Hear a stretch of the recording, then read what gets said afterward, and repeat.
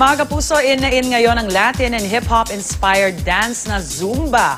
At sa katunayan, maging ang mga miyembro ng Metro Manila Development Authority, iindak na rin bilang bahagi ng Pilipinas Go for Health Advocacy ng Department of Health. Kasama riyan si DOH Assistant Secretary Eric Tayag mula sa MMDA Training Center sa East Rembo sa Makati.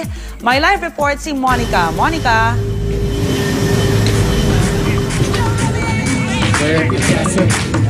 Rhea, handang-handa na nga ang ating mga kasamahan dito sa East Rembo, Makati, dito sa MMDA Training Center para sa ating hataw na Zumba morning kasama si Regine Tolentino. At syempre, kasama ko rin ngayon ang Dancing Assistant Secretary ng Department of Health, ASEC Eric Tayag. Good morning po. Good morning, Monica. Okay, now ASEC, itong ginagawa natin na Zumba ngayong umaga, actually bahagi ng tinatawag natin na Pilipinas Go for Health Advocacy ng DOH. Tama yan na, kumustahin po Monica, natin. sapagkat yung Pilipinas Go for Health ay ating inilunsad ngayong taon para bigyan ng pansin ang lifestyle diseases, sakit sa puso, diabetes, sa baga, cancer, at yung mga risk factors, yung paninigarilyo, tigilan na yan. Kaya go smoke-free, unhealthy diet, kaya go sustansya tayo, go sigla, yan ang sigla ng mga MMDA traffic enforcers, at saka go slow sa tagay. Ayun, totoo naman Kaya talaga. Pilipinas, Go for Health. Go for Health, ika nga ni ASEC.